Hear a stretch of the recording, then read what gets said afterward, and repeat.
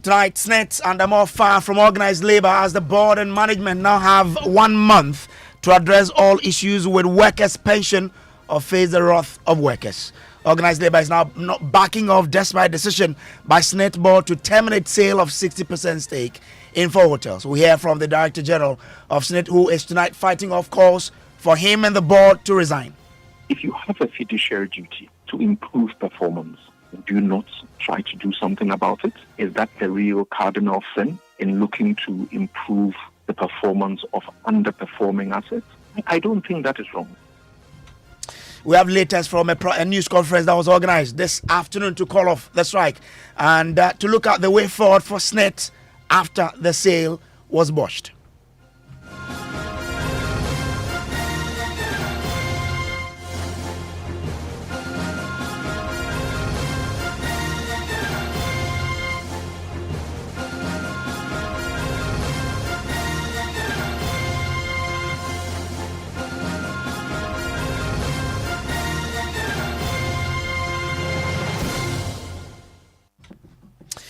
And top story is always brought to you by Telecel, connecting energies. My name is Samuel Kojo Brace. Now, the board and management of the Social Security and National Insurance Trust, SNNIT, are tonight under fresh fire from organized labor following the botched sale of 4 top hotels, including Labadi Beach Resort, to our Greek Minister Brian Achampo's company.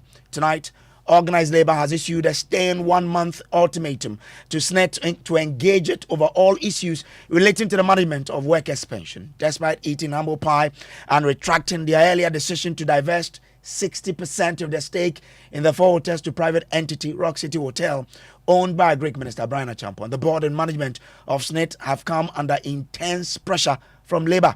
Calls are growing for the board and management to be dissolved. Today, organized labor called off its nationwide strike to demand the termination of all processes leading to the sale of the hotels. Listen to the Secretary General of Trade Union Congress, Dr. Anthony Yauba. On behalf of the leadership of organized labor, I would like to welcome all our sisters and brothers from the press. On Friday, the 12th of July 2024, organized labor called on all workers to join an indefinite strike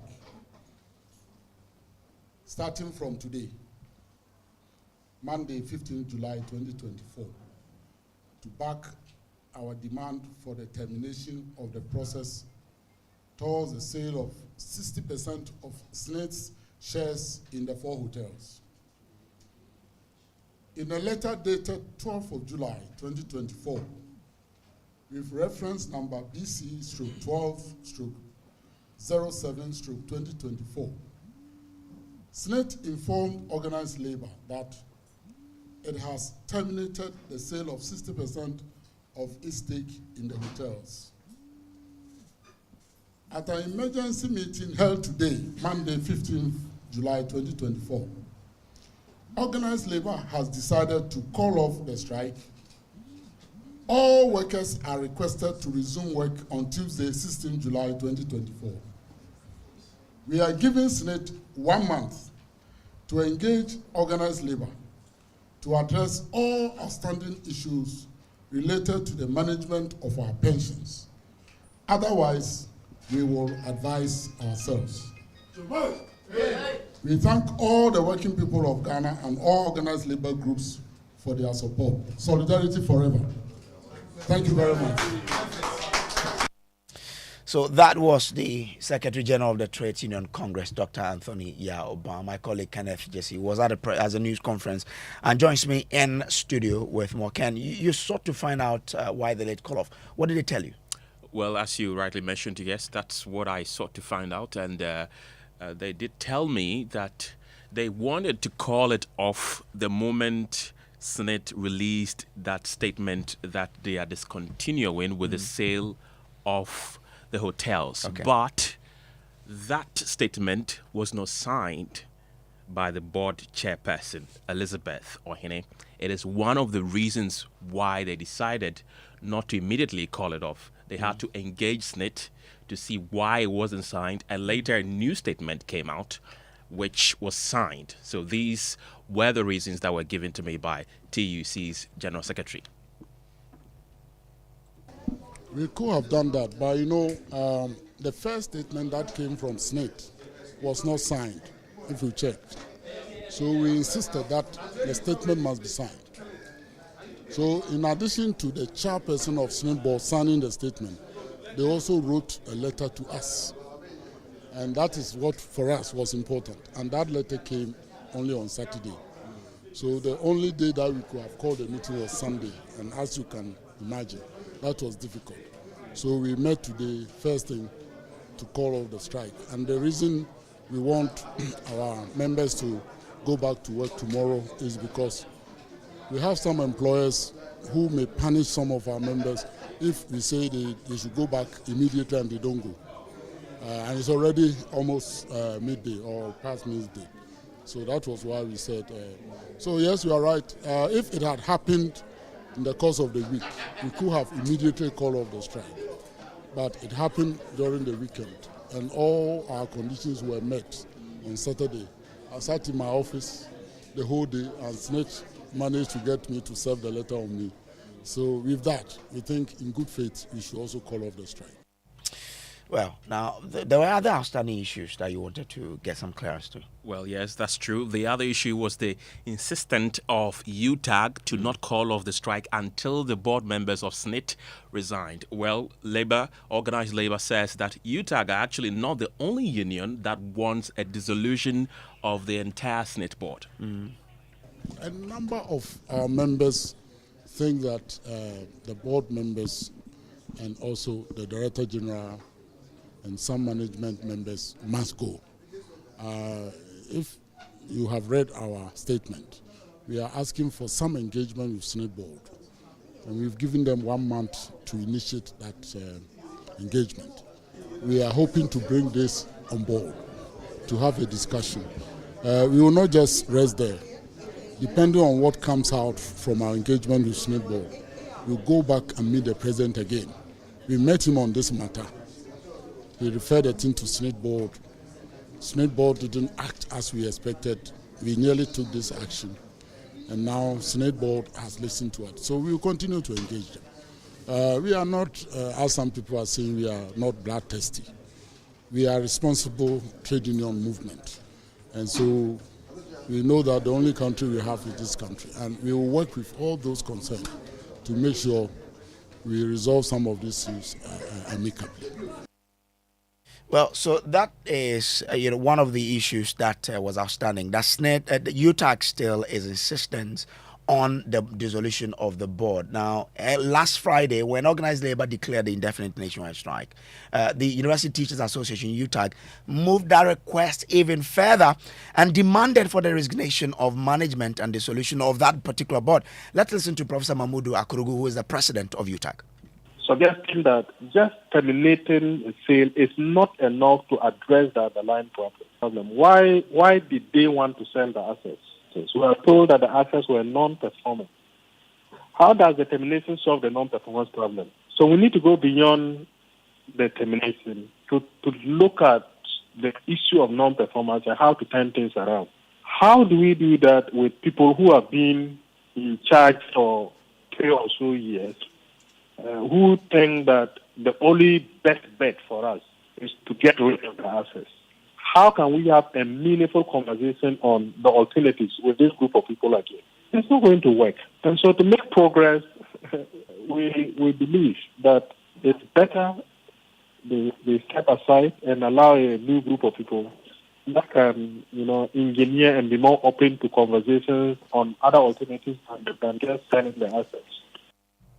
So that was a call by UTAG, a call they still stand by. But today, for the first time, we've had the Director General of SNNIT, Kofi Osafo-Maafo, respond directly to these calls for him and the board, to be dissolved, as well as his management team.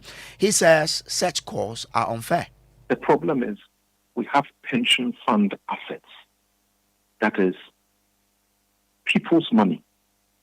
And again, I wouldn't say other people's money. It's people's money, workers' money. If you have a fiduciary duty to improve performance, would you not try to do something about it? Is that the real cardinal sin in looking to improve the performance of underperforming assets? I don't think that is wrong. And again, I think UTAG, it's universities. So let's talk about how one would manage a portfolio. You cannot manage a portfolio without doing anything. Something has to be done. We just have differences in opinion in how we arrive there. And that in itself is healthy because it means that we engage all stakeholders and we come to a solution. I don't think that it is ever possible that everyone would have the same solution in mind for a problem. Some people philosophically are even opposed to the simple fact that private investors are being brought in. You can never change their minds. Again, when we look at that and we look at the operational improvements that have been brought in, benefits processing times at about a third of what they are, the efficiency of the SNIT operations being much better. We improve the portfolio because of that. The university teachers think that that is the wrong procedure. I think that is not fair enough. Well, so that's Kofi Osafoma for that. Now, he tells Joy News he will engage all interested parties on the best way to sell off such assets. We are going to go back to the drawing board. The rationale at the time of lotting these hotels, and we lotted them with those in Accra, i.e. Labadi and La Palm being lot 1, lot 2 being the Cape Coast hotels, i.e. Elmina and Ridge Royal, and lot 3 being the hotels in the Western region. We've come to this point. We will go back and re-examine it. And again, as I said, this is an issue of stakeholder engagement. We've terminated the process. The stakeholders and ourselves will then sit down and we would see how we progress. I think that in the heat of things currently, it would be wrong for me to suggest openly my thoughts because that in itself could also go and raise other issues about, hey, he's thought of doing this again and he's doing this and he's doing that. No. Let's go back to the drawing board when we have a trauma environment, and then we will engage our stakeholders, arrive at a solution. I think what is important is that the status quo is not acceptable. The poor performance is not acceptable.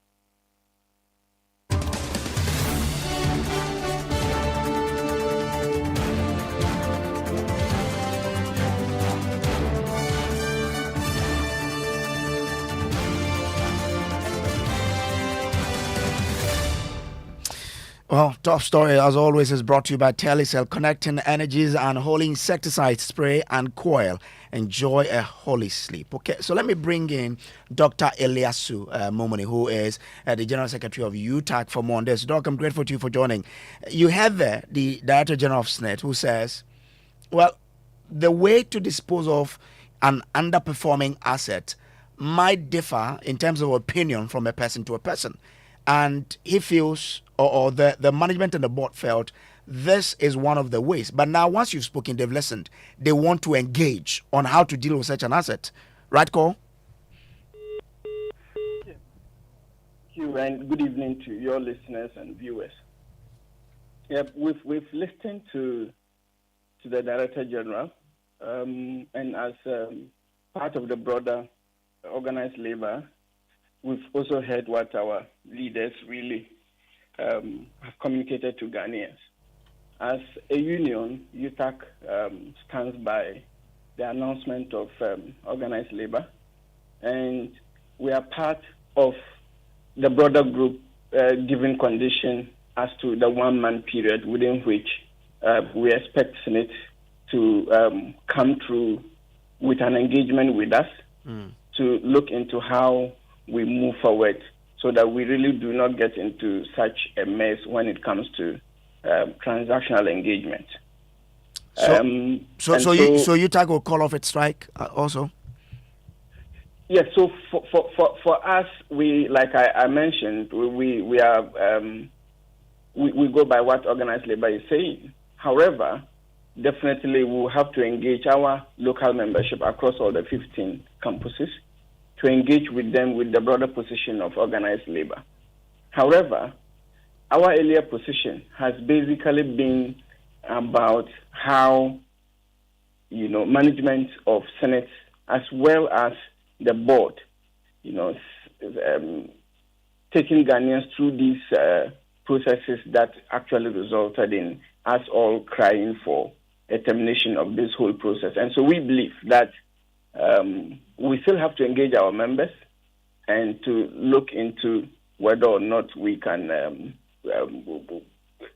Earlier, we didn't really call for a strike. In our process, we started the process, and starting the process meant that we'll have to go to our membership to ask whether or not we should go on strike. And that was the reason why, though we solidarized with the broader labor unions, we really couldn't because of the constitutional hurdles that we needed to cross. And so we will do that immediately and then get back to the media regarding the final decision we've taken. But we are within the conditions given by organized labor to SNNIT, that within a month, the expectation is that SNNIT should avail itself in consultation with organized labor so as to discuss issues pertaining to the operations and management of our funds with SNNIT. So am I getting the right understanding that tomorrow UTAG members will still be on strike? So not at all. We wouldn't. We wouldn't. You'll be in the classrooms. Yes, so we wouldn't be on strike tomorrow. However, because these reliefs are conditional relative to just 30 days, our members will just be on the brink, conditional to our leaders being engaged regarding the operations and management of SNNIT. So back to my question about the thought by the Director General of SNNIT that we will now sit down with stakeholders to engage on the way forward on these assets that quote are underperforming. Yes, so it's a good call, and we are ready. Dealing with non-performing asset of any organization comes with different alternatives and different choices. What is considered to be a bad transaction was the timing and the engagement of politically exposed actors, and then also the economic condition, as well as, because historically any other person who is interested in SNNIT affairs knows that SNNIT has been having, financial challenges over a period, and those ones have largely been on non-performing assets, as well as debt being owed to SNNIT. These interested parties all know.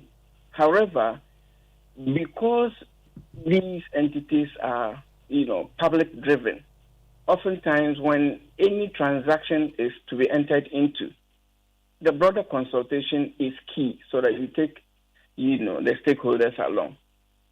Oftentimes, it doesn't really end in controversies when actors involved are widely consulted and a decision is made out of that. It is only when things like this happen without these broader consultation, that is where eyebrows are always raised. Okay. And so engagement with us is welcomed, and we are ready to also offer quite a number of alternatives, not to say that we want stakeholders to be at the forefront of running the operations and day-to-day activities of SNNIT, not at all. But when it comes to these things, that in our attempt to provide a permanent solution to dealing with SNNIT and its challenges, we should be interested in, once in a while, being engaged to support the process. Dr. Elias, I'm grateful. Stay with me. Let me bring in Austin Game, who is a labor consultant. I'm grateful to you, Austin, for joining us. Okay, let me still stay with you, Dr. Elias Mumuni. So for you, what would make you agree to a sell-off of the assets that SNNIT's management says are underperforming? Because if you heard him there, said these assets are underperforming, you have to look at how to deal with them. What will make you agree to selling off? Or if you don't, what will be your proposal as to how you can revive such assets? Hello, Dr. Mumuni, I'm still with you. Sorry.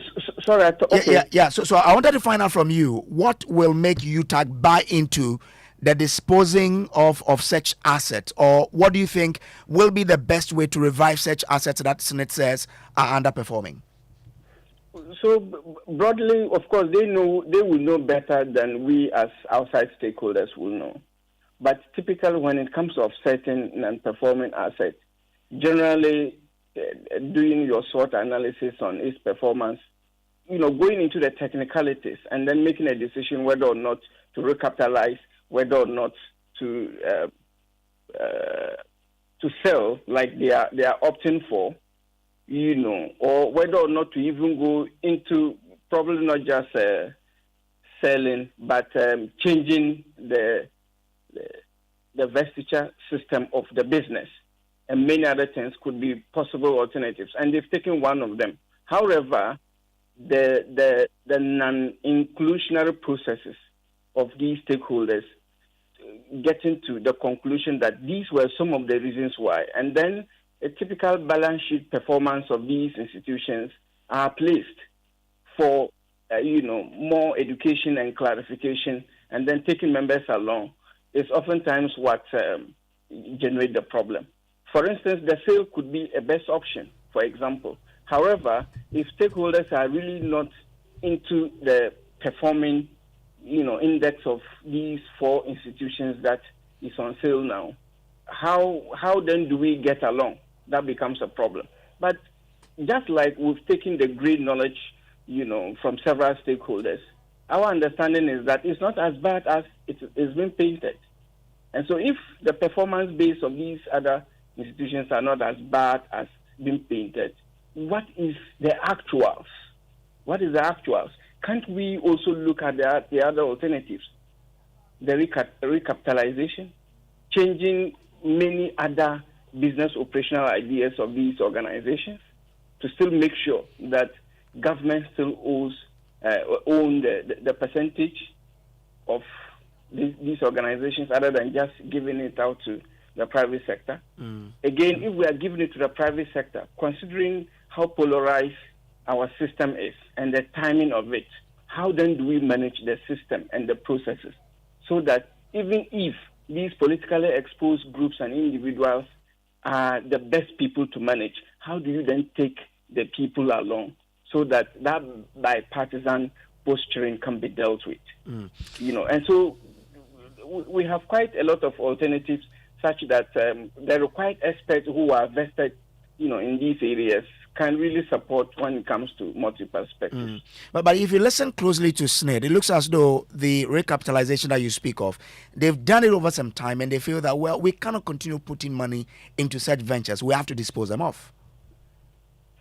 Very true. And that is why the other stakeholders are also saying that to the extent that even these other 4 institutions are even performing better than other existing, projects that is still not on the table for sale, then oftentimes the question is why these other ones, when it's even perform better than other invested areas. But for us, we are not interested in asking these critical questions when we really don't have much access to the books.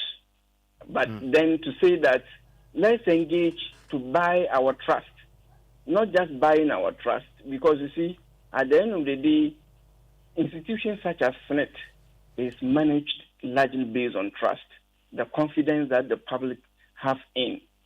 It gives a lot of boost and motivation to the general workers. Okay. So the responsibility of management to always make sure the trust of the Ghanaian worker in their affairs and then the day-to-day management of SNNIT is key. Okay. Now, you're also giving, 30 days to SNNIT to try and resolve all other issues concerning, workers' pensions. What are these issues that you expect SNNIT to address within 30 days? So many. When you read about SNNIT, the general challenges we always had to do with the various investments SNNIT is having interest in. And so we may have to have a holistic and a broader review of most of these other investments that SNNIT, is having challenges with. It's not just only this 4, several.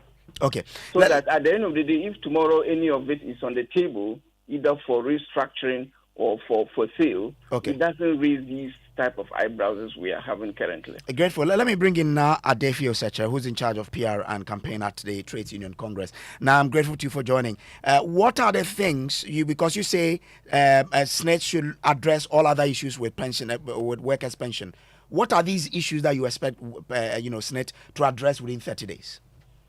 I think one of the immediate ones that comes to mind is the way we retire and how we retire. We retire with peanuts. People actually dedicate their lives to serve this country, and they go home sometimes on a monthly pension of 300 Ghana cedi in this day and age today. That's one of the main things we want to look at.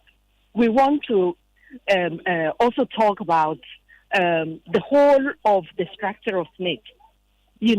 I think, and that's very personal to me, not necessarily having a number of people, but then the structure of the SNIT governing board should change, and then we are also looking at so many other issues, so very many of them which came up in our meeting. The reason we focused on the strike, was that we didn't want the issues diluted, so we wanted to focus on the strike first to stop this, to abrogate, to stop the sale of the hotels, and then we could raise all the other issues and talk. So there are 1,001 issues. Workers must actually benefit from their pensions when they're going home. That's the one main issue, So for workers, these are some of the main issues. There are 1,001. I can't, off the top of my head, remember everything. But there are 1,000. And for me, SNIT have been this way for a long time. Things have to change. Workers must benefit from their toil. And even the 766, if we're looking at just in a restructuring, then this 7666 also needs to be looked at. But again, on the same SNIT board, you have representation on the board. We do, absolutely. So we do. In terms of restructuring, what must be done to ensure that, you don't get the same people going there and keeping you in the dark? What should be the focus in the restructuring process? These people never kept us in the dark. And I think that when anybody suggests that, it's very wrong. They never kept us in the dark. But this is a boardroom, a conversation in a boardroom. You only bring a report to the larger constituency that sends you onto the board.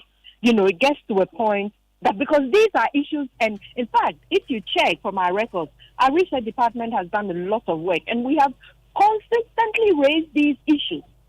Things have come to a head today. I think that we need to take advantage of this, and for our own good as Ghanaian people, working people, let's suggest these and propose these restructuring so that we can all have our peace of mind and retire, gracefully. Okay, so between the restructuring and, the conditions, where do we start from? Well, we have a law, don't we? So far, organized labor is saying that, it's putting a committee together. So let's see, in the short term, they put a committee together, the issues are picked up by the committee, and then we'll see our way forward. Adefio Secha, I'm grateful to you for joining us. She is in charge of PR and campaign at the TUC. This has been Top Story, brought to you by Telecel, Connecting Energies and Holy Insecticides, Spray and Coil. Enjoy a holy sleep. My name is Samuel Brace. Up next is News Night. Couldn't sleep at night. Mosquitoes will be whining my ears, bugging me all night long. Till I got a remedy. Now I'll be spraying them away with holy insecticide spray. I go spray them away with holy insecticide spray. When I sleep, me da with holy insecticide spray. Holy mosquito coil, holy multi-purpose insecticide spray. Ghana Kron Kron. For bulk purchase, call 0302 681582. This advert is FDA approved. Kind of way, tell you so, the more money promo now. Everybody likes money, but what do we like more than money? More money! Join the Telecel More Money promo and win money, more money, and even more money. Simply opt in for free and reload your mobile and broadband and be the lucky winner of the 1 million Ghana cedis grand prize. Also win cash prizes of up to 3 million Ghana cedis in the daily and weekly draws. Opt in for free by dialing *500# or send WIN to 500, or you can opt in on the Telecel Play app. The more you reload, the higher chances of winning in the Telecel More Money promo. Keep loading, win, and be a millionaire. Telecel. Connecting energies. Terms and conditions apply. This promo is regulated by the NLA on the Caritas Lottery platform.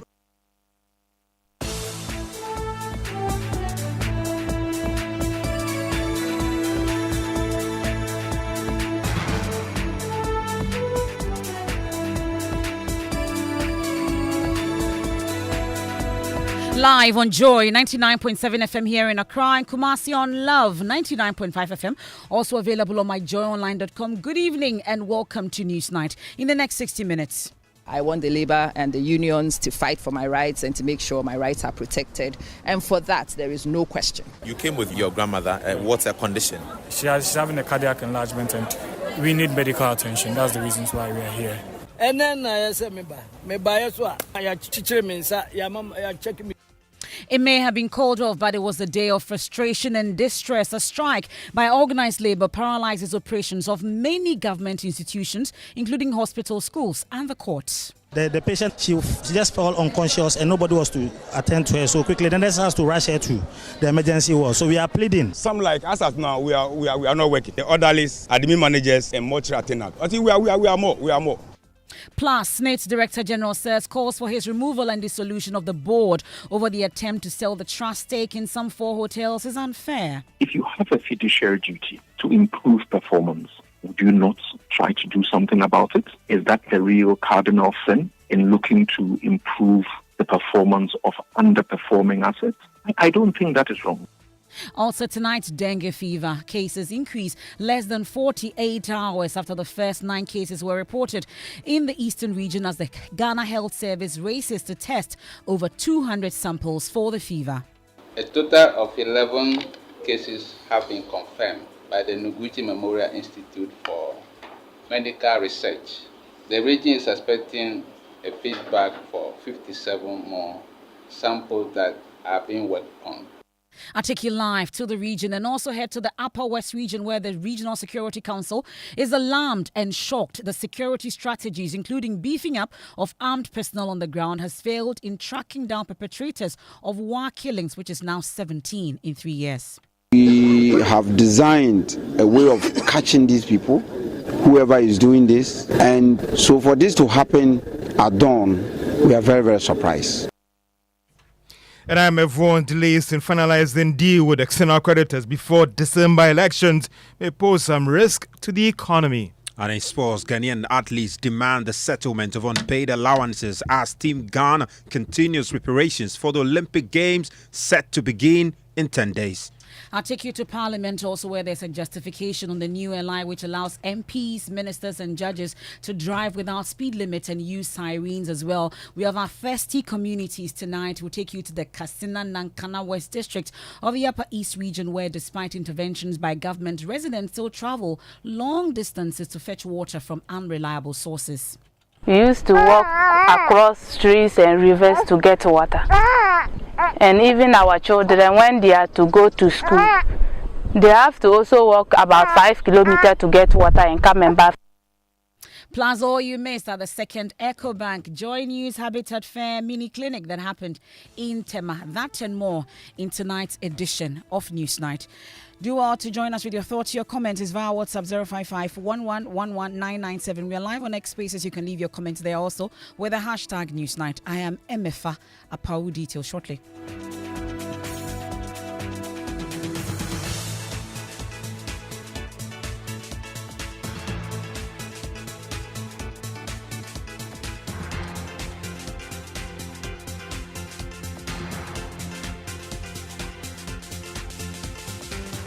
Many thanks for your company. This is your home of independent, fearless, and credible journalism.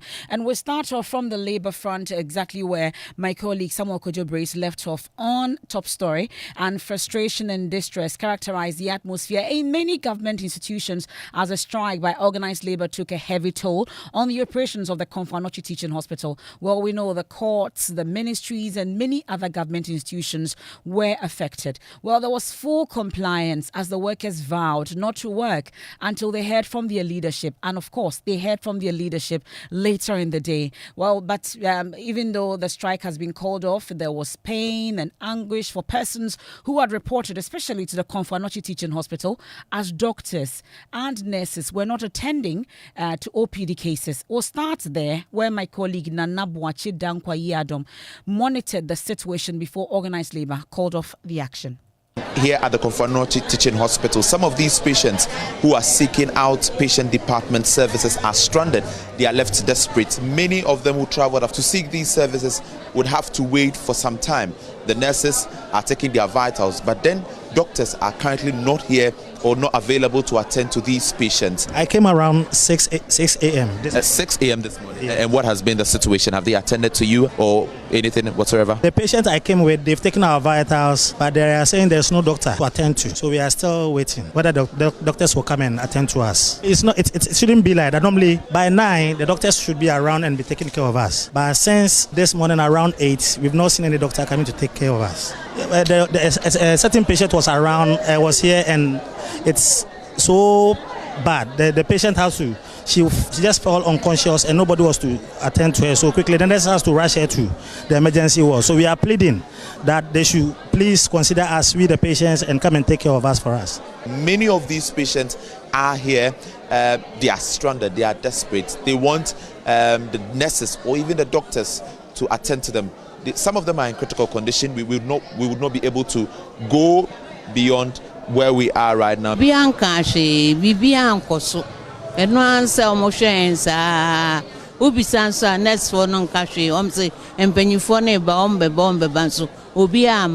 so she's also a patient. She tells us that she came here earlier, but then the doctors are not around to attend to her. The nurses took her vitals, but then they've not referred her to a doctor yet. She's pleading with the doctors to call off the strike, and even TUC to call off the strike so that these doctors can come to work. Okay, my mama my card. It's a boy levy here about.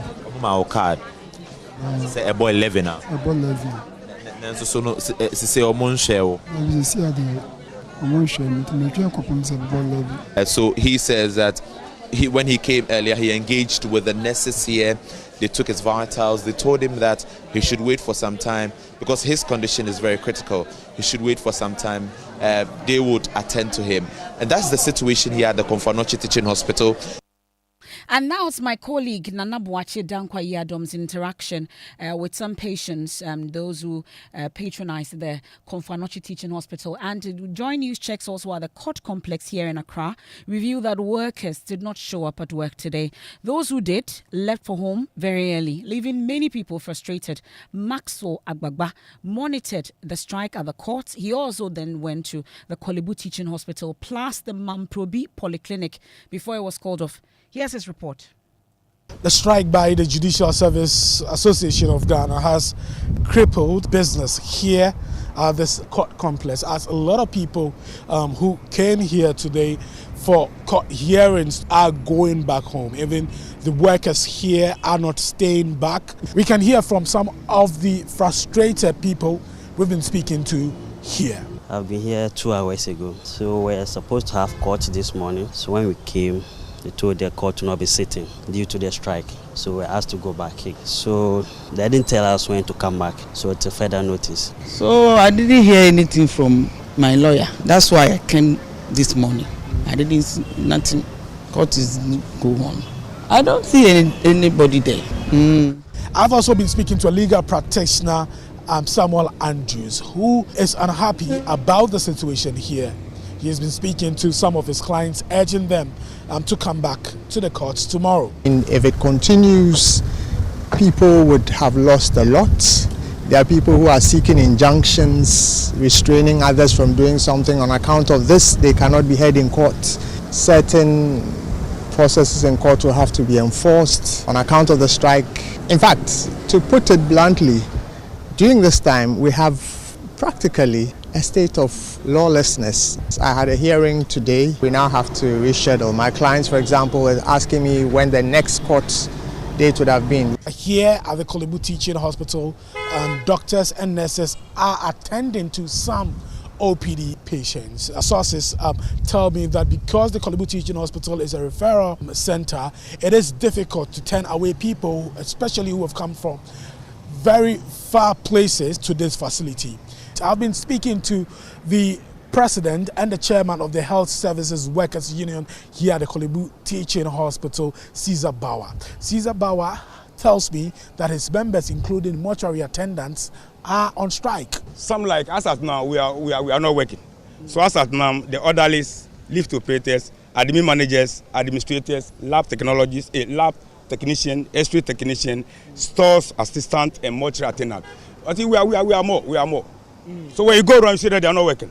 Here at the Mamprobi Polyclinic, doctors and nurses are not attending to OPD cases in compliance with the directive from organized labor. Some patients who are reported here earlier to this facility are frustrated. That's Maxwell Agbagba's report from the Mamprobi Polyclinic, Kolebu Teaching Hospital, and of course, the court complex. Well, my colleague Kenneth Jesse also monitored the situation at the ministries. Listen. Truly, they've kept to their words of not coming to work today. Today at the Education Ministry, few people inside. We have a cluster of ministries here. You have the Ministry of Education, you have the Ministry of Youth and Sports, the Ministry of the Interior. Over there also you have the Ministry of Rural Development. All of them are saying they are complying with the directive not to come to work. Earlier, we went to the Greater Accra Regional Hospital, popularly known as RICH, where the outpatient department is also on strike. We saw loads of patients there stranded, not knowing what to do, waiting on the nurses and doctors to turn up, but nobody was turning up. As I've mentioned earlier, we are at the Education Ministry. We have a lady here who is a concerned citizen who wants to share a few thoughts with us. So obviously, as somebody who works in organized labor, I want the labor and the unions to fight for my rights and to make sure my rights are protected. And for that, there is no question. What concerns me, though, is that we are now mixing various things with different things that I am not quite sure of how things work here. Well, that's my colleague Kenneth Jesse's report. Well, a huge sigh of relief can be sighed this evening, depending on where you stand, as normalcy returns to the country starting tomorrow. So that was the situation today in parts of the country that we visited following that labor strike. Well, we've been hearing from UTAG, amongst others. Well, they earlier had a position on the fact that the board and the Director General of SNNIT should be made to resign. Well, Labour also held a press conference this afternoon, like I've been telling you, and of course they've called off the action tomorrow.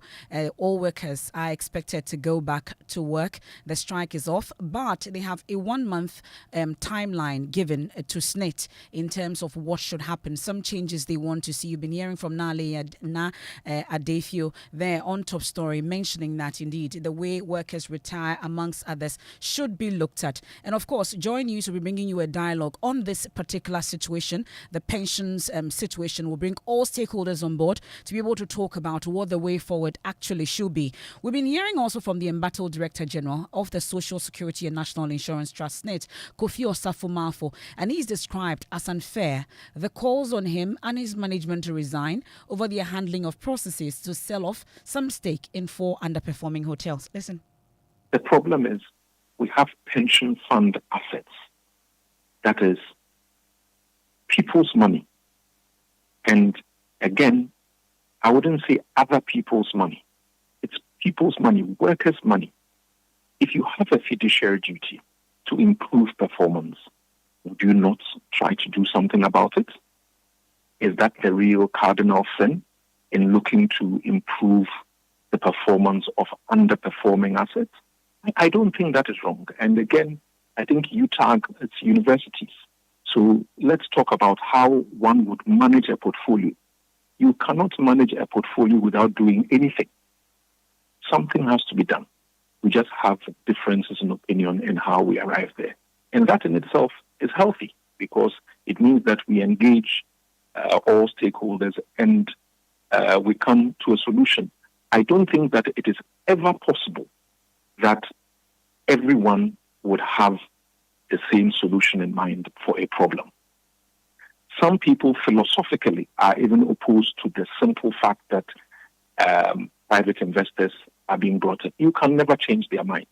Again, when we look at that and we look at the operational improvements that have been brought in, benefits processing times at about a third of what they are, the efficiency of the SNIT operations being much better. We improve the portfolio because of that. The university teachers think that that is the wrong procedure. I think that is not fair enough. Well, he tells my colleague Elton Brobe that he will engage all interested parties on the best way forward in terms of how or whether or not to sell off these hotels. We are going to go back to the drawing board. The rationale at the time of lotting these hotels, and we lotted them with those in Accra, i.e. Labadi and La Palm being lot 1, lot 2 being the Cape Coast hotels, i.e. Elmina and Ridge Royal, and lot 3 being the hotels in the Western region. We've come to this point.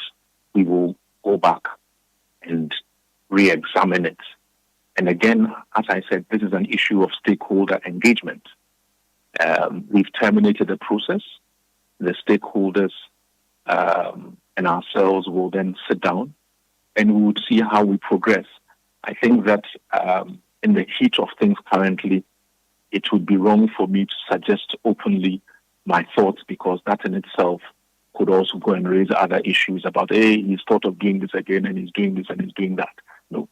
Let's go back to the drawing board when we have a trauma environment, and then we will engage our stakeholders, arrive at a solution. I think what is important is that the status quo is not acceptable. The poor performance is not acceptable. That's Director General of the Social Security and National Insurance Trust, SNIT, Kofi Osafo-Mafo. And if you do not know, you have to go to work tomorrow. Labour has called off that action. Let's turn our attention to health now. And in the Eastern region, Health Directorate there, they've recorded more positive cases of dengue fever. Well, dengue fever is a mosquito-borne viral infection prevalent in tropical and subtropical regions. Well, caused by the dengue virus, it leads to high fever, severe headache, joint and muscle pain, rash and mild bleeding. You have any of these symptoms, it's a good time to go to the nearest hospital for immediate attention. While most cases are mild, severe dengue can be life-threatening. Well, Ghana Health Service on Sunday issued an alert following the detection of 9 cases in 5 districts in the Eastern region alone. In a matter of days, the Health Directorate says it has confirmed more cases. Eastern Regional Correspondent Kofi Siao has been on that beat for us, and he joins us on the line. Kofi, so we know the Regional Health Directorate just concluded a meeting, and they've been addressing the media on this. What really has come up? Okay, so Emefa, the Regional Health Directorate in that meeting with the media confirmed that they have recorded additional 2 cases to add up to the 9. So, 11 of the cases have been confirmed so far from samples that were sent to Noguchi Memorial Research Center in Kumasi. The Eastern region is currently managing an outbreak of dengue fever in 5 districts. The districts are Achansi, Achimansa, Birim Central, Birim South, and Birim North. A total of 11 cases have been confirmed by the Noguchi Memorial Institute for Medical Research. The region is expecting a feedback for 57 more samples that are being worked on. Well, Kofi, you've also been interacting with some residents on this, but before then, he tells you about tracing that is being done currently. How many samples really have they taken so far, and what are we looking at? Okay, what Dr. Winfred Ofosu said is that they've so far taken about 103 samples of people they suspect to have the virus. So they have taken these samples and sent them to the appropriate research center for investigations to be conducted on them. The region currently is managing about 103 suspected cases. So I'm sure many of you have information. Initially it was 9. Some tests have been done again and 2 are positive. So that's why it's come to 11. And like we said, there's still a backlog of tests that are being run at Noguchi. So the likelihood of this number increasing as the day come by is high. Well, Kofi, you can also tell us what residents have been saying. Is there a state of fear, state of panic? What exactly have they been telling you? Okay, so in the afternoon, I told you they confirmed to me that they heard about the news in the media, both social and traditional media. So they are only waiting on the Ghana Health Service, even though they've heard there is no cure, to come up with the safety precautions so that they can all adhere to in order to protect themselves from the virus. I learned the Ghana Health Service has put in place in collaboration with the National Emergency team to outline strategies. And in my readings, I realized there is no known cure, but the patient is supposed to stay hydrated and live a healthy lifestyle and also prevent mosquitoes bite. I'm scared because of the weather. A lot of people are also developing symptoms of malaria. But the only thing that gives me joy is it is not transmitted from persons to persons, but it is only through mosquitoes and it is not contagious. Well, so a resident there interacting with my colleague Kofi Sian on the situation and his knowledge about the dengue fever. I think it's a good time for you to also apprise yourself in terms of what you should look out for when it comes to the dengue fever. It's in the Eastern region now, but let's head there and speak to the Deputy Eastern Regional Health Director, Dr. John Kojo. Many thanks for your company here on Newsnight. So listening to that press conference and that happened a while ago, I hear that there's a backlog. You still have some samples that are with Noguchi now, and 103 samples so far that you have. You've had 11 cases. Do we have the entire results for the 103 samples, just for clarity? Okay, so good evening, and thanks for inviting me to this conversation. So the 103 are people the region has suspected so far. That and once we suspect, we take samples to confirm. So of the 103, we have received samples for 56, okay, of which 11 are positive, okay. So we are waiting for results for the remaining samples. Yeah, but again, we are not. Once we suspect you, we go ahead to manage. We follow you to make sure you are well, because all persons whom we suspect are persons who fit a specific case definition. So we're not leaving anyone behind. Yeah. Well, so at what point do I become a suspect? Because I'm told that many of these patients or samples that you took, they were being treated for malaria for a very long time before it graduated to this level. So how do I know if I'm a suspect? If I've been to any of these 5 districts, we'll talk about the districts itself. How do I know that I'm a suspect? Good. So the presentation of dengue fever is just like malaria, except that the muscle pains are quite intense than malaria.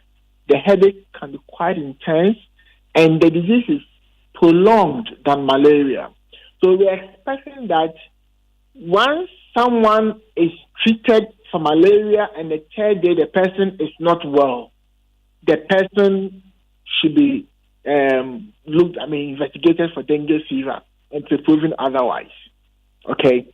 But again, for the communities that we now know that there's transmission going on, the case definition for a suspected case is anyone showing febrile illnesses within 2 to 7 days with specific signs of myalgia, that's muscle pain, joint pains, rashes, and any sign of bleeding from the gums, the nostrils, or the mucosal surfaces. And if the person has done labs and we're able to see a drastic fall in the white blood cell count, we suspect you to be dengue fever until proven otherwise. Okay, so if let's talk about the 5 districts that you've confirmed cases of this dengue fever so far. Which districts are we looking at? And if I've been to any of these districts, what should I do? Good. So the districts are Achiase, Achimansa, Brim North, Brim South, and Brim Central. If the 11 positive cases are from Achiase, Achimansa, Brim South, and Brim Central. We are yet to receive the feedback from samples we collected from Brim North. Yep. Well, so if I've been to any of these, Achiase, Achimansa, Brim North, South, and Central, is there anything in particular I ought to do? Yes, so once you've been to these districts and you are experiencing symptoms, i.e. fever, general malaise, headache, vomiting, abdominal, any symptom that looks like malaria, we advise you to get close to the nearest health facility and let the health workers know that you spend a number of days in these communities and you hear that there's dengue, so you are reporting themselves. The health workers know what to do. I heard my brother said earlier, the management is mainly supportive. So the clinicians will look out for any other conditions that has the potential of worsening your case if you have dengue and manage you. Then we encourage you to take a lot of fluids, eat very well, have good rest, so the body can fight it. There's a potential for it to get serious, and that is where you may need inpatient management, where we may have to do some IV infusions and other. If your blood is you can have anemia, drastic anemia because of a fall or hemolyzing of the red blood cells, then you may need to be transfused if possible. Well, so it's important to get close to the health facility. Okay, Dr. Otu, so we have 11 cases now. I know you're expecting more positive cases. Is it a situation that the Ghana Health Service has under control? Yes, so far we are very well on top of the situation. Currently, in all the districts, and in fact the whole region, but with specific focus on the district infected, we are ramping up our social mobilization and risk communication with the intention of getting everybody to know that we have dengue in the district, and this is how it presents. And when you have signs and symptoms, it's important to get closer to a health facility. Again, we've set up our health teams to, we've oriented them on exactly what they should do so that everybody who presents with signs and symptoms, we don't miss it, and we'll be able to give them the best of care. We've provided them with the basic logistics so that they'll be able to manage very well. Headquarters is making plans to add on to the logistics so that we'll be well secured to. Because you may be putting these preparations in place, Ms. Otu, but you may be putting all this in place, but the source really is that mosquito that we all ought to fear. Really, how are we preventing that? Yes, so that's the biggest challenge because now the rainy seasons are here. The mosquitoes, the environment influences the mosquitoes. So as part of our education to the community, we are also informing them that it's important they put in all measures to prevent mosquito bites, both at the personal level and in the community. We've engaged the chiefs, we've engaged the assembly, we've engaged opinion leaders, and the education is ongoing. We had meetings with the assembly to explore the possibility of expanding the indoor residual spraying that is ongoing. But largely, if you talk to the people, they are being bitten more in the farms. These areas are farming communities. So we are largely stressing on they wearing protective clothing and using insecticide and insect repellents as much as possible. Then we are stressing on the management of the environment weeding, managing of refuge dams, covering of water receptacles, and taking care of all breeding sites, areas that mosquitoes can breed near the homes, so that you reduce the mosquito population as much as possible. We are grateful. That's Dr. John Eko Otu, Deputy Eastern Regional Director, Health Director there, talking to us about the dengue situation in the Eastern region. Now the number of cases 11. It tells you why you need holy insecticide spray and coil for your protection at this point. But just before we go for business, let's do thirsty communities, and water scarcity has been a persistent issue in some communities in the Kassina-Nankana West District of the Upper East region. Well, that's despite interventions over the years from government and charity organizations. Residents in some communities in the area often travel long distances to fetch water from unreliable sources. So in a joint effort to alleviate the plight of the people, Engage Now Africa and the Church of Christ of Latter-day Saints have constructed mechanized boreholes in 5 communities in the area. Correspondent Albert Sorry has more. Rural communities in the Kassina-Nankana West District of the Upper East region are typically scattered settlements, as most of the lands are reserved for farming.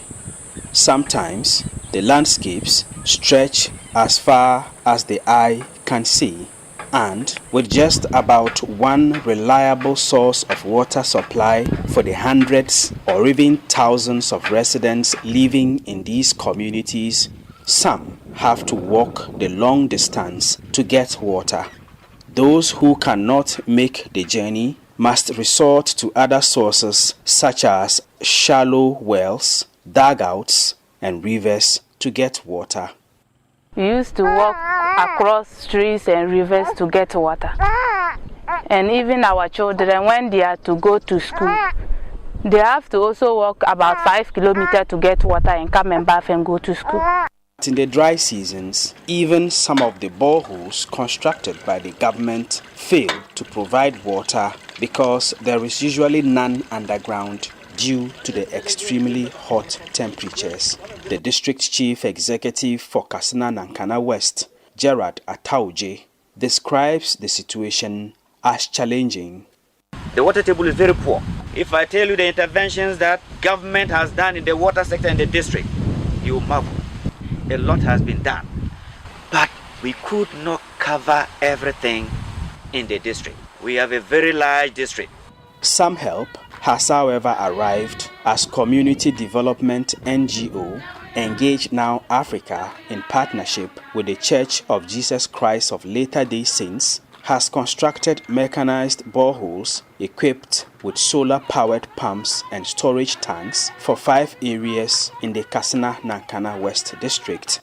The beneficiary areas include Mayoro, Yua, Gumango, Kafania Adornia, and Mirigu Pungubisi. Thousands of people in these communities can now access clean and safe drinking water. Cecilia Amankwa is the Africa Director for Engage Now Africa.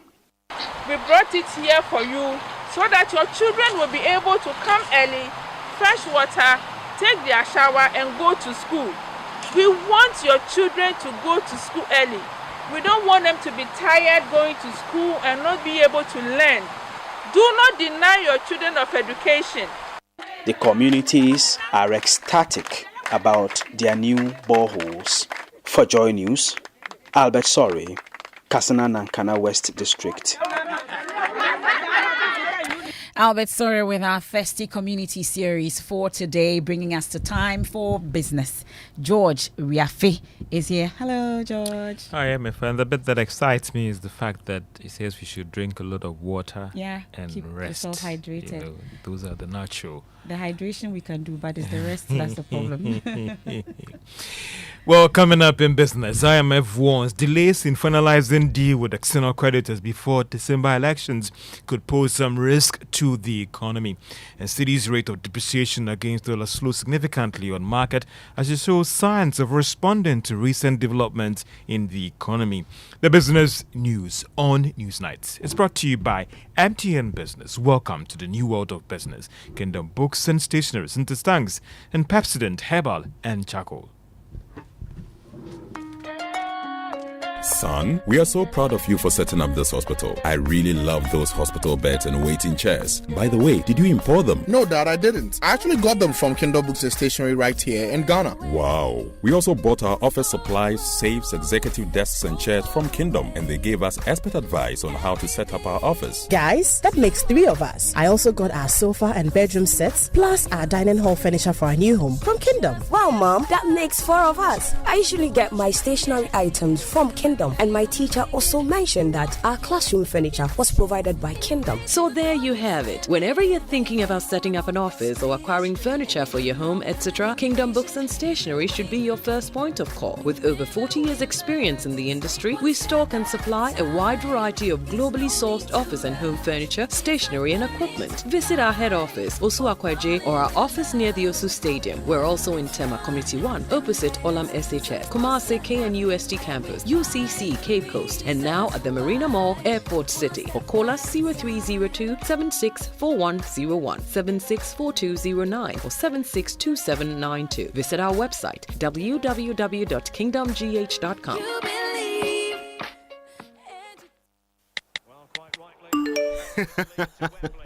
Hey, so as for you, every day you are just pressing your phone. Why? Are they paying you? They are, Oma. Eh? The more I use my MTN, the more points I get. And I can use those points to get airtime, data, and even discounts at shops and restaurants. Hey, so that is why all of you are always pressing your phones. And you won't tell us, so that we too we can enjoy some. Oh, ma. There's always more to enjoy with MTN Rewards. Just keep talking, testing, and browsing all day, every day to collect your points and use it to redeem amazing offers and discounted freebies right away. There's so much available for you. So dial *550# and get your reward today. Let's go. Everywhere you go. Kweku, have you heard what they are doing on MTN?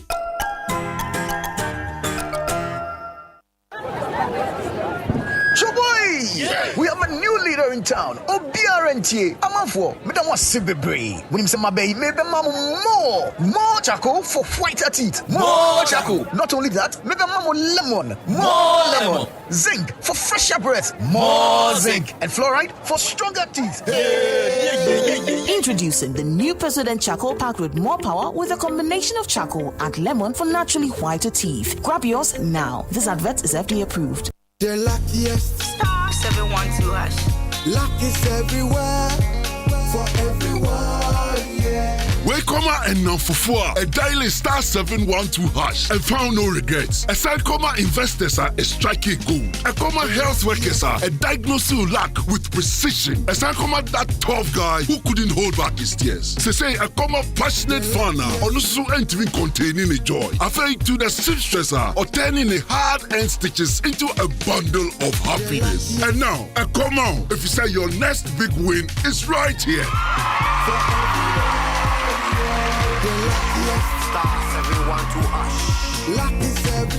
Dial *712# and join the luckiest winning celebration. From the 1st of July 2024, dial *712# to keep buying tickets as a group, individual, or even as a community. Win loads of cash and prizes in the community draw or go for the grand draw on the 30th of November 2024. Unlock your luck with *712#. Join the winning streak now. The luckiest *712#. Luck is everywhere for everyone, yeah. The luckiest.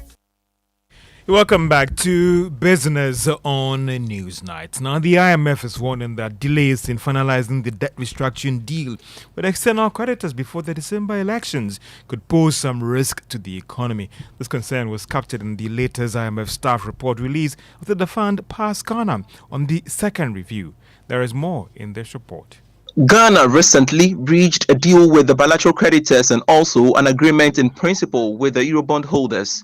Together, government of Ghana owes about $18 billion to these creditors. The bilateral creditors' debts is about $5.1 billion and the Eurobond holders is pegged at $13.1 billion. Government is yet to finalize that of the commercial bilateral creditors. The IMF is worried that if Ghana is not able to sign an agreement with these creditors before the close of this year, then that will not be good for the economy and programs aimed at stabilizing the overall health of the economy. There are fears that a new administration taking over in 2025 could push for fresh negotiations with Ghana, and that could not be good in terms of the timelines that the country should finalize a deal with these creditors. There are concerns that delays could also affect the local currency going forward.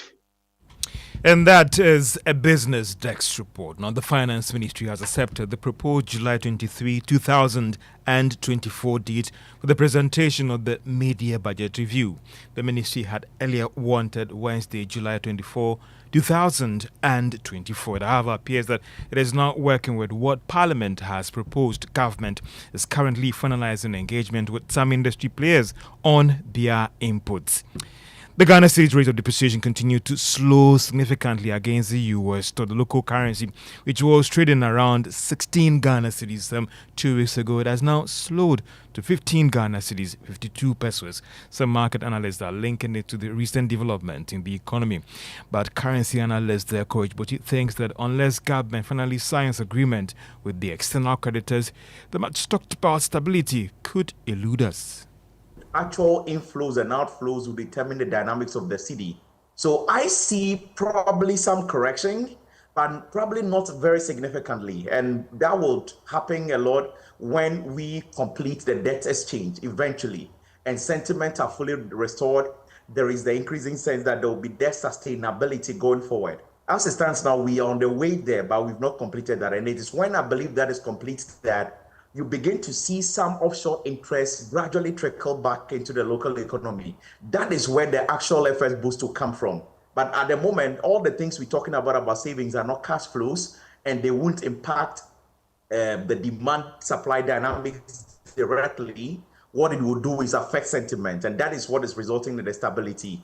I expect more of that stability from now until the exchange is complete. Kojo Boti's lead research person at GCB Capital. Now, Chairman of Tropical Cables and Conductors, Dr. Otinjesi, is pushing for the legislative instrument before Parliament to be withdrawn for further consultation when it comes to pricing of cement products. Now, this is coming at a time when the instrument has been laid in Parliament and should be law very soon. Dr. Otinjesi warns that the bill in its current form could hurt a lot of manufacturing firms.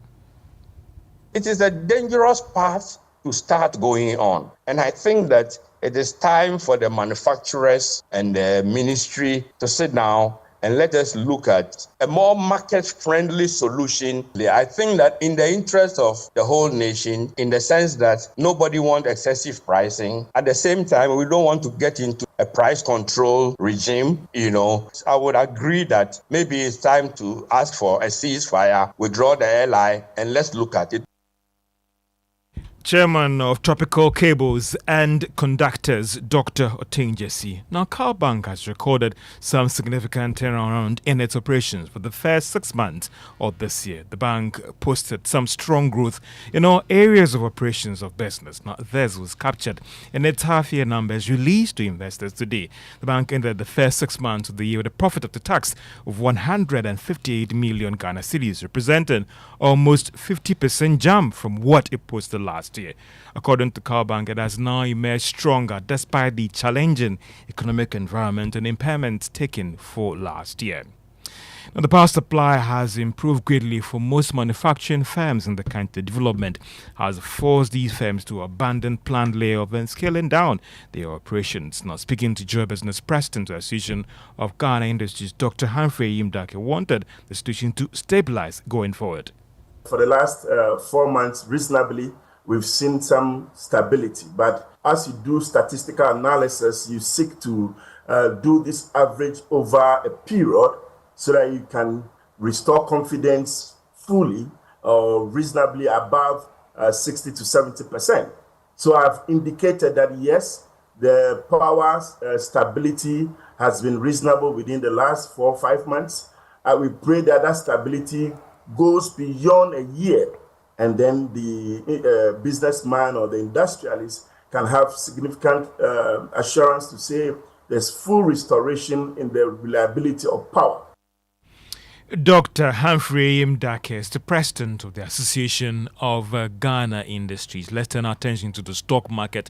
And if you had invested on the Ghana Stock Exchange from the beginning of the year to now, returns now stands at more than 30%. Now, that is still better than what you had gotten on your treasury bills and other investment instruments on the market.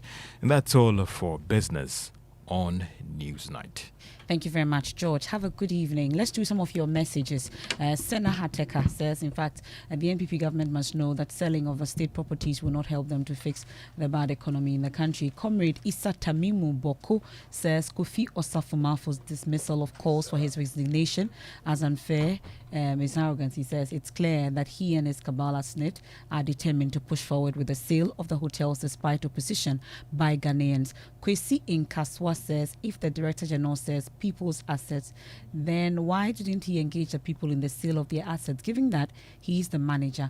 That's Kwesi in Kaswa's message. We have this one says the board of directors of SNNIT must resign immediately, and that's Kofi protocol is, or whose message is this? Okay, there's no name to that message. And this one from Gusty Man in Brekum says, how on earth will this LI bring any economic benefits to Ghanaians? The MPs must be innovative and think creatively about the citizens and stop this situation. And Musa Abatwa in Aswasi says, organized labor's decision to issue a 1-month ultimatum to SNNIT to resolve workers' pension issues is a commendable step towards ensuring accountability and justice for workers. This proactive stance demonstrates a strong commitment to protecting the rights and future of employees. That's your message, Musa Abatwa. Many thanks for your message. A number of your messages that you've sent, we'll get to go through them. I see one from Nana Ekuamwa Boating, and he is raising concerns. Okay, I'll go all the way down. It says the organized labor should be circumspect in their request. They requested that the sale of that hotel should be halted, and they have succeeded in that request, so they shouldn't be seen to be deviating from their initial position by introducing another issue. That's Nana Ekuamwa Boating, Ablekuma Central. Your message. And this one says, just laughing in my head, the labor union leaders are just joking with NPP government in this selling of 60% shares in the 4 hotels. NPP government will in the coming days come with another company and buy these hotels, even as some of their leaders will be bought with money. Okay, so that's Francis Accra. Some of your messages. Let me take you to the Upper West region now. It's a rather disturbing situation there, and the Security Council itself says it's alarmed and shocked that security strategies put in place has failed in tracking down perpetrators of the war killings.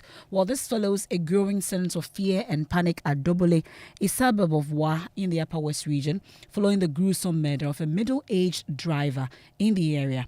We must caution you. He's actually a driver's mate. We must caution you on this next line, because we deceased Opoku Richard was found dead with his throat cut at the back of a trailer loaded with thousands of tons of salt that he accompanied to the region. The murder of Opoku Richard brings the number of persons killed in the municipality to 17 in the last 3 years alone. Some of the residents have been speaking to Joy News. Just yesterday, I was called by a group of young people who said they tracked down some people who they didn't know. They were unable to speak our local language. They couldn't speak English. And they were in some school block, and they got them. And they told me they called the police several times, and for nearly 2 hours, nobody came there. So they called me to see if I could get the police to come. I called the police, and they went there. Now, what it is that I will do is to ask the people to do what they can. If the police is not doing what they should be doing, and the people begin to act the way they should act to get them in a manner that they think is the right thing, I don't know whether that is going to help, but very likely it's going to destroy more than we imagine. So I will urge the security to step up its duty and responsibility to introduce more sophistication in the search for the people, to go more, deeper into what they are doing, and to come out with concrete results. Because when the people go out to take the law by themselves into their own hands, then You can't control them. Right. I mean, it's painful that you see these things happening and you don't see the people. You don't see the people. So that's the WA Central MP, Rashid Pelpo, and earlier he offered 100,000 cedis bounty to anyone who could volunteer information on the killers, and is asking the police to step up its efforts in unraveling the mystery. We can hear from a resident who witnessed the incident or was at the scene after the body was found. We are surprised about what happened this morning. If you see the youth of Duori, they are very sad concerning what happens. And then what you will say is, nowadays we are always scared. Just like when you are sleeping, you don't even know when they will come to your room and then bring you out. If you look at the incident that just happened, the person was outside and then there's a room closer to where the person is. So nobody can tell. They could have even go inside and then bring the one who is inside. So looking at the situation, we are very scared. And then we don't know what might happen again. Just like our honorable assembly member said, if you look at the previous days, let's say Saturday, there was a demonstration. And then this thing happens today. So what we are doing, we are pleading with the elders of WA to just come to our aid to help us move away from this happening. So that's a resident in that interaction with us, where we can hear from the chairman of the Upper West Regional Security Council. He's also the minister for the region, Stephen Yakubu, asking residents to be vigilant and join the manhunt for these suspected killers. Very, very shocked and surprised, because we have put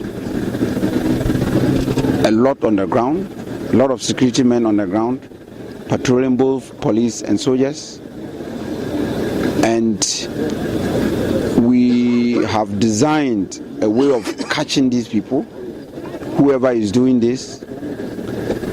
And so for this to happen at dawn, we are very, very surprised.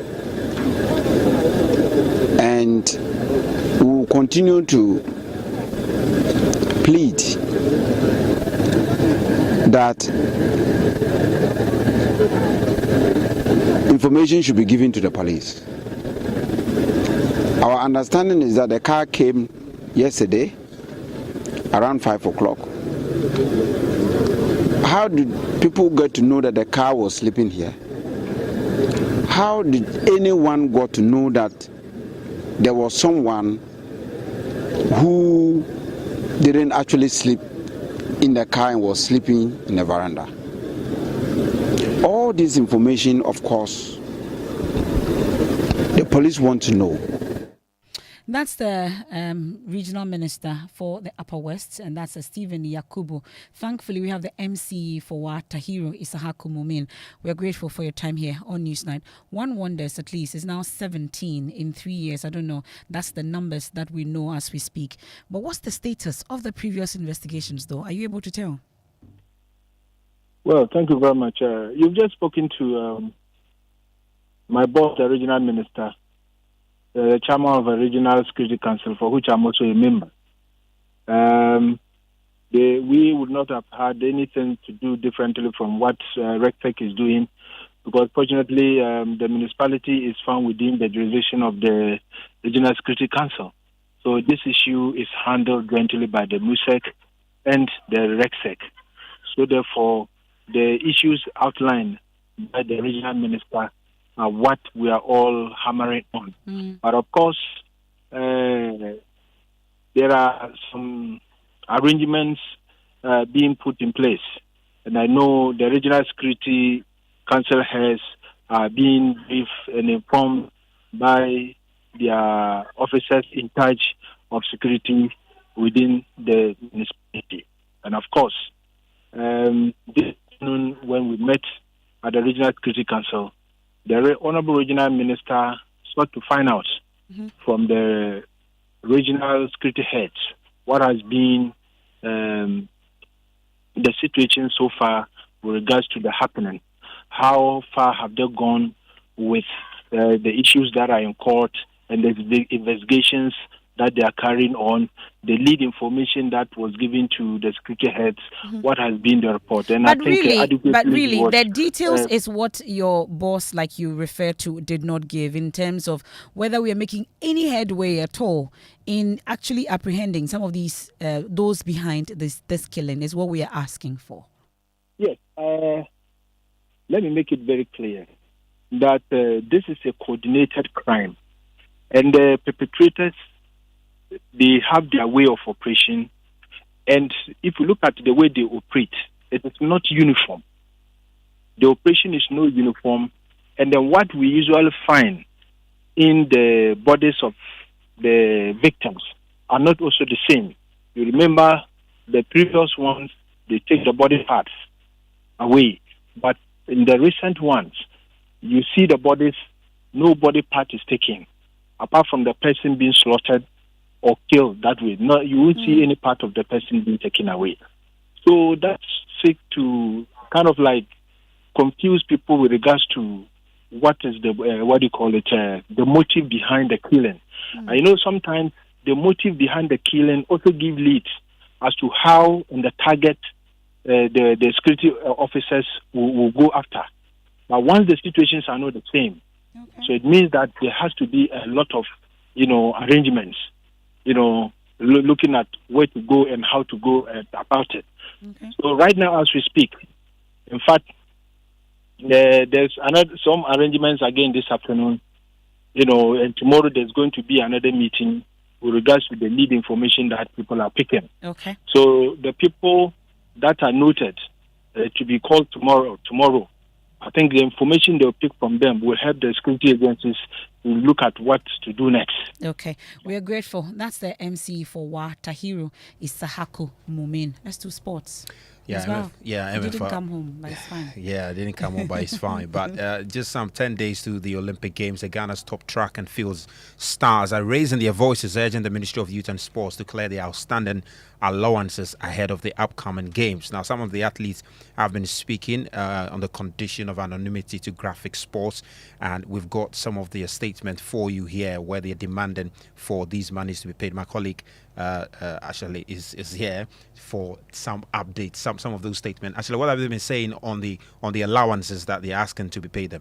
Well, there's this quote here. It says that this issue is becoming prevalent. We were paid per diem during the African Games last June, but we haven't received any allowance for competing in the African Athletics Championship. Yes. Yeah. We have returned home empty-handed with bills to pay, especially those of us living abroad. So that's one of the athletes they're complaining bitterly about the situation. Yeah. Well, we understand also that the president of Ghana Athletics, Hussein Bawa, has acknowledged the delay in payment and has made some assurances. What has he been saying to? Well, first of all, they've also been talking about the money and the currency in which they receive that. That quote says that we don't have Citibank accounts. Receiving checks in the local currency creates problems. We need to authorize family members to handle the checks, convert the money and send it to us. By the time we get it, we lose a lot due to transfers and bank charges. Then, on the specific statement of the president of the Ghana Athletics, now he tells us that, well, yes, there are standing allowances. I explained to the International Games Committee of the ministry that bonuses for medals at the African Championship, Athletics Championship, should be treated like those of AFCON. We are pushing for bonuses as requested in our AAC budget. Yeah, so that's the concerns from the Team Ghana there. Well, the tournament itself starts on July 26th. That's it for Sports. Thank you very much, Musbah. We'll catch you on the Joy News channel shortly. And just before we head out, it was exciting weekend for most of us. If you were at Tema, the second mini clinic of the EcoBank Joy News Habitat Fair took place. It was a 3-day event. It saw exhibitors giving away exciting packages. My colleague Ebenezer Sabote was there, interacted with some of them. For this fair, we are giving a discount of 10% on all our prices for our clients. And we were here from Friday and we are still here. Okay, there's been a steady stream of people coming here, yes, to make inquiries. I think we've had quite a number, yes. So Libby Homes, what are you into? What do you do? So we are a premium real estate development company. Yes, we build and sell. Yes, currently we have 3 products on the market. We have apartments at Airport Residential. We have villas at cantonments, and we have townhomes at Tema Community 26. Sure, we have some discounts that we are going to give out to people who are going to purchase. You kindly come here, speak to us, and then we are going to disclose that to you. Here is DPS Pipes and Plastics. Let's welcome you into our booth. So basically, walk us through. Yeah, basically we are into manufacturing of PVC, HDP, PPL pipes as well. So we have the rain gutter, we have the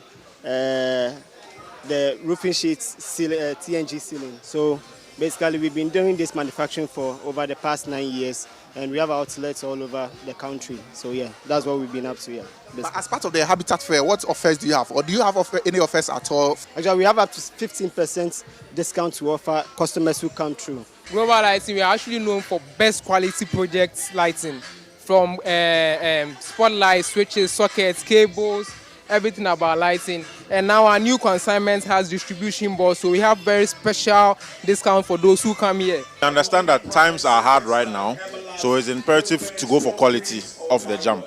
We offer you 20 years warranty against fading. We'll give you a warranty certificate as well to back that claim. We also have concrete products as well. So it's not only roofing. We've introduced other products. We have our concrete products. We have our blocks. So that's the situation. That's how it went down in Tema for the second mini clinic of the EcoBank Joy News Habitat Fair. And we are looking forward to the third and final clinic before we head to the main EcoBank Joy News Habitat Fair. Buy a house and then make it a home. And your place to be is the EcoBank Joy News Habitat Fair. And there's more when you log on to myjoyonline.com. We're also learning that the Ghana Police Service this afternoon questioned Kwame Asariobing, popularly known as A+, over his social media rant about having crucial information about the gruesome killing of investigative journalist Ahmed Swale. We'll give you more subsequently. Nana Ansakwao is coming up next all the way from the UK. And tonight we are talking about sector by sector. That's our topic. You want to stay? I am Emefa Apawu. Have a good evening.